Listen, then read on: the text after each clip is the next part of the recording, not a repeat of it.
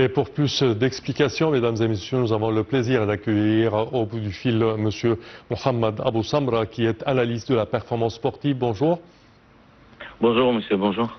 Alors, premièrement, comment estimez-vous ce match d'hier de la sélection égyptienne contre le Bénin?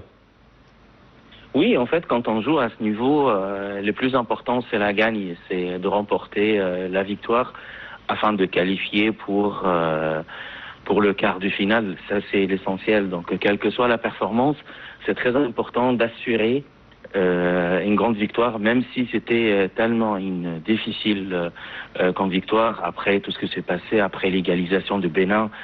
C'est pas très facile d'avoir un but pendant les derniers 8 minutes. Donc il fallait jouer un temps additionnel, donc tout était possible. Et puis heureusement on a pu marquer le deuxième but de Yasser Ibrahim. Oui.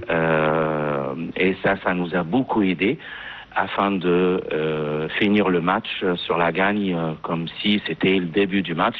Mais vraiment, c'était très difficile parce que après avoir joué 120 minutes, c'était pas très facile, surtout quand on joue à ce niveau, en attendant, Inch'Allah, de jouer le quart de finale avec une équipe, un des deux, Burkina Faso ou bien la Côte d'Ivoire.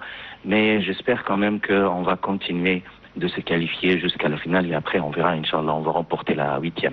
Inch'Allah, espérons. Alors, quelles sont vos prévisions pour les deux équipes, que ce soit la Côte d'Ivoire ou le Burkina Faso?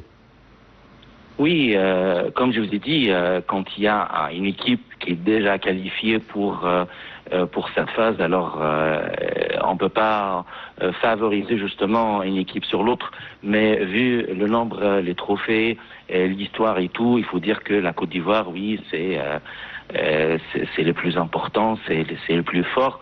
Mais tout est possible dans le football, avoir une surprise que par exemple Burkina Faso peuvent justement marquer un but, le garder, le sécuriser jusqu'à la fin du match, tout est possible. Donc on a déjà joué ce dernier temps contre Burkina Faso pendant les éliminatoires. Mais pour la Côte d'Ivoire, je crois que ça va être un match un peu plus difficile. La Côte d'Ivoire, ils ont plusieurs joueurs qui jouent à la Ligue 1 en Espagne, qui jouent justement en Ligue 1 en France ou bien en Premier League en Angleterre. Mais moi, perso, je préfère un peu la Burkina Faso. Parfait, on souhaite une très bonne chance pour notre sélection de football. Merci à vous, Monsieur Mohamed Abou Samra, analyste de la performance sportive. Merci à vous. Chers téléspectateurs, c'est ainsi que prend fin cette édition de notre journal de midi. Je vous remercie de votre attention et bon suite au programme.